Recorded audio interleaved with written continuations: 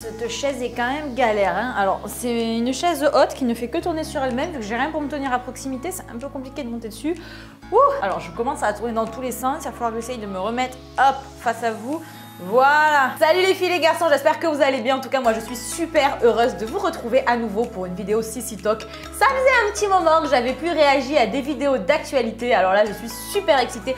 Mais avant toute chose, n'oubliez pas de me suivre sur mes réseaux sociaux Instagram et Snapchat @sissimua. Je vous partage tout mon quotidien, mais surtout plein d'astuces et conseils sur mes courses, mon alimentation, mes routines beauté, mes looks. Bref, c'est là-bas que ça se passe. Ceci étant dit, aujourd'hui, on va parler de la dernière vidéo de la youtubeuse Luffy. Est-ce que je suis enceinte?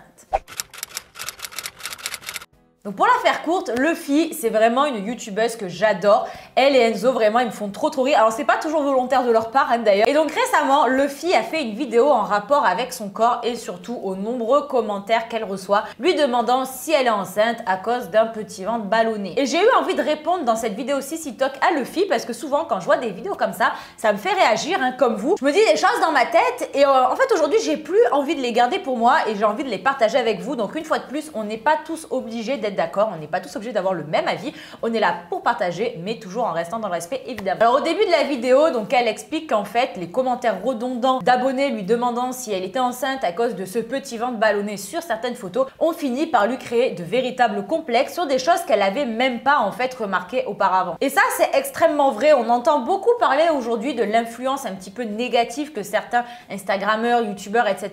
peuvent avoir sur les abonnés, mais malheureusement c'est aussi à double sens. Et en fait, si tu postes une photo aujourd'hui, genre en maillot de bain à la plage où on voit genre soit tes vergetures, soit un peu ta cellulite, etc. Bah tu vas te taper en fait 1000 commentaires de meufs qui vont taguer leurs copines en disant « What? T'as vu la meuf comment elle est dégueulasse en vrai ?»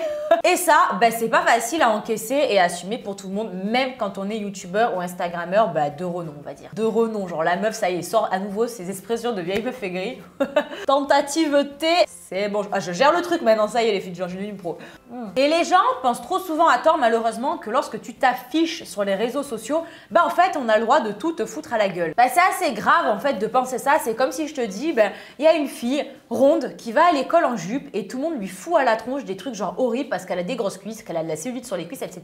Et qu'on va te dire, en fait la meuf elle a qu'à pas se mettre en jupe si elle veut pas qu'on l'agresse. Bah ça vous choque. Bah en fait là c'est un petit peu la même chose. C'est pas parce que notre métier c'est d'être youtubeur, à savoir de vous procurer en fait des vidéos divertissantes, des conseils, voire des photos sur Instagram, etc. que c'est la porte ouverte en fait à n'importe quel message haineux, etc. Alors évidemment la critique est toujours constructive, mais des fois il y a des choses qui ne sont pas toujours bonnes à dire. Ces commentaires, ça peut avoir un impact très très fort chez les personnes qui les reçoivent, des personnes qui n'ont pas toujours le caractère peut-être entre guillemets suffisamment strong pour l'encaisser et le laisser glisser, en fait ne pas se laisser atteindre, c'est extrêmement difficile, surtout quand tu commences d'ailleurs, puisqu'en fait elle parle de cette expérience à plusieurs années déjà, hein, c'est pas actuel. Et dans le milieu du fitness c'est encore pire parce qu'en fait le sujet principal c'est le corps et par conséquent on est scruté mais à la loupe. Et des commentaires comme ça, personnellement j'en ai reçu je ne sais combien, mais grâce à un travail en fait que j'ai fait sur moi-même il y a déjà très longtemps de ça, ils ne m'ont jamais atteint. C'est vrai que quand on me dit oh là là Sissi, t'as vu ses cuisses, elles sont énormes, en fait ça me touche pas parce que j'ai pris conscience il y a déjà très longtemps que oui, alors j'ai pas des grosses cuisses genre les cuisses les plus grosses du monde, je suis entièrement d'accord, je dis pas ça pour me faire plaindre, c'est juste que proportionnellement à ma morphologie j'ai plutôt des grosses cuisses,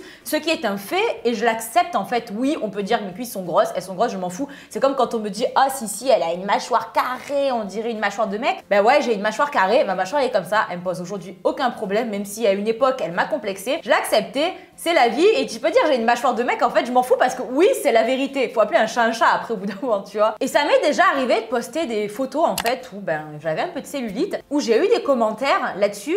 Et pareil, ça m'a pas atteint parce que oui, je sais que j'ai de la cellulite par endroit, même si je travaille pour la réduire évidemment, mais je l'accepte, c'est un fait et tu peux le dire en fait, c'est pas grave. Peut-être que toi, ça va soulager ta conscience de dire ça, mais moi, ça ne me fait pas de mal parce que je l'ai accepté. Donc suite à ça, je voulais rebondir en fait sur l'image que certains youtubeurs et instagrammeurs peuvent renvoyer. Et là, je pense qu'il y a clairement en fait deux types d'influenceurs. Il y a ceux qui sont nés d'Instagram par exemple, qui ne vivent que de leur image, c'est-à-dire que en postant des photos, etc. Donc là, effectivement, c'est très facile en fait de vous vendre du rêve parce que les photos, ça se retouche, les angles, ça se travaille. Vous savez tout ça, hein, voilà, même des photos en story peuvent être retouchées sur Photoshop. Donc bon, Et généralement, ces comptes-là, on les identifie assez facilement. Donc après, ce n'est pas une critique. Moi, j'en suis aussi. On peut trouver les images belles, être inspiré, etc. Mais il faut évidemment garder du recul. Puis ensuite, il y a les gens qui sont un petit peu plus comme moi, comme Luffy dans la catégorie des youtubeurs, en plus qui datent, voilà, qui sont pas nés, on va dire, de la dernière année. Vous avez l'habitude de nous voir en vidéo, vous avez l'habitude de nous voir sur Snap, pas maquillée, moi on me voit à la salle dégueulasse. Vous me voyez en vrai, aux dédicaces, aux événements, etc. Donc en fait, on ne vous cache plus rien parce que finalement, vous connaissez déjà tout de nous. Moi, quand je vous fais des snaps où je vous montre des exercices à la salle, je suis pas en train de poser. Vous voyez mon corps tel qu'il est, au repos ou en plein dans un exercice qui n'est pas toujours flatteur d'ailleurs, etc. Et les stories et ce genre de contenu, c'est clairement une façon pour nous de nous montrer en fait la vraie vie, entre guillemets. On peut aimer poster de belles photos dans son feed Instagram, des photos de shooting où on est sous notre meilleur jour, et pouvoir aussi en parallèle vous montrer que nous aussi, on est comme vous, on a une gueule dégueulasse au réveil, on n'est pas coiffé, on a les cheveux gras quand on sort de la gym et c'est pas grave en fait, c'est la real life. Disons que l'un n'empêche pas l'autre. Et ça me fait penser à cette vague de Instagram vs réalité qu'il y a eu il y a quelques mois sur Instagram justement. Et Luffy,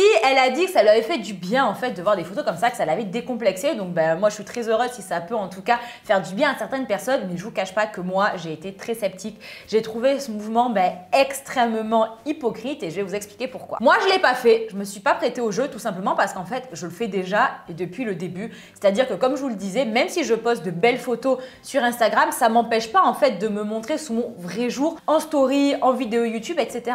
Donc pour moi en fait c'était clairement une vague et les trois quarts des gens qui ont fait leur avant-après ou leur Instagram réalité, je sais pas quoi, c'est des gens qui ont surfé sur un buzz en fait tout simplement pour gagner des abonnés. Parce que si tu le fais en fait au quotidien, t'as pas besoin après de partager ton Instagram vs réalité parce que ta réalité t'es censé déjà la montrer en fait. Mais mon ressenti c'est que ce sont des gens en fait qui pour la plupart mettent leur vie en scène, ne vous montrent jamais la réalité, même que lorsque vous pensez que c'est la réalité, c'est travaillé, c'est un personnage, c'est du cinéma, etc. Et du coup faire genre le Instagram vs réalité quand la réalité c'est même pas vraiment ta vraie réalité en fait, je trouve ça extrêmement hypocrite. Ça fait genre oui les filles de gens regardez je vous décomplexe, sauf qu'en fait dans ta réalité t'es même pas comme ça non plus. Donc pour moi c'est une fois de plus c'est encore hypocrite et Dieu sait que sur les réseaux sociaux des choses hypocrites il y en a beaucoup malheureusement, même s'il y a aussi beaucoup de bien et c'est pour ça que je suis là. Voilà, moi j'ai trouvé ça extrêmement faux et je préfère vous montrer ma réalité au quotidien dans mes stories, en tout cas pour ceux qui veulent les regarder, plutôt que de surfer sur un buzz pour vous dire regardez si la bonne samaritaine, je vais vous montrer ma cuisse pleine de cellulite alors que sur toutes mes photos en fait je fais Photoshop.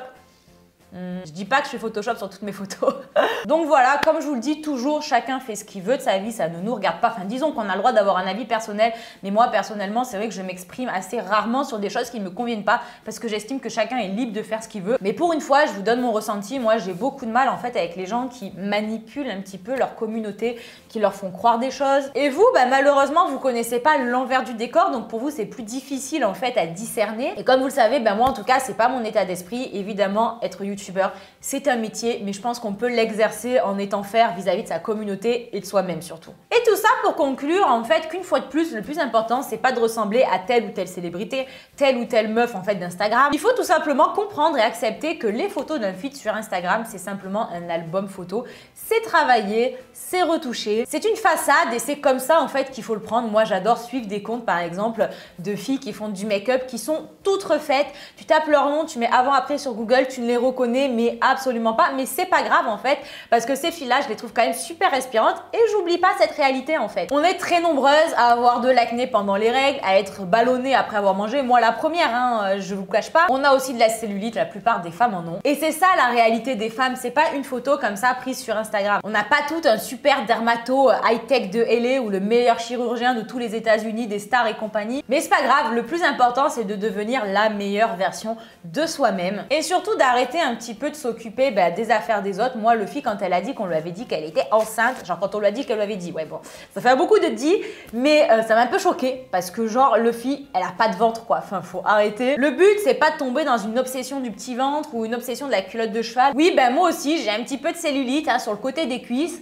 Bah c'est pas grave. Je travaille tous les soirs dur à la gym pour essayer de la réduire évidemment, mais en fait j'en fais pas une obsession. Et même si j'ai énormément changé ces dernières années, ben mes jambes resteront l'endroit numéro 1 où je stocke le gras. Donc je sais que j'aurai jamais les jambes très sèches parce que j'ai pas non plus envie de faire une sèche de ouf, hein, mais c'est pas grave, je l'accepte, c'est comme ça. Voilà les filles et les garçons, il y avait pas mal d'idées très différentes dans cette vidéo. Comme je vous le dis, souvent le plus important c'est de rester focus sur soi-même, d'apprendre à s'aimer et ça n'a rien de personnel ou d'égoïste ou de superficiel. J'espère que cette vidéo vous aura fait plaisir. Je vous retrouve très bientôt dans une nouvelle vidéo fitness. Prenez soin de vous. Ciao ciao.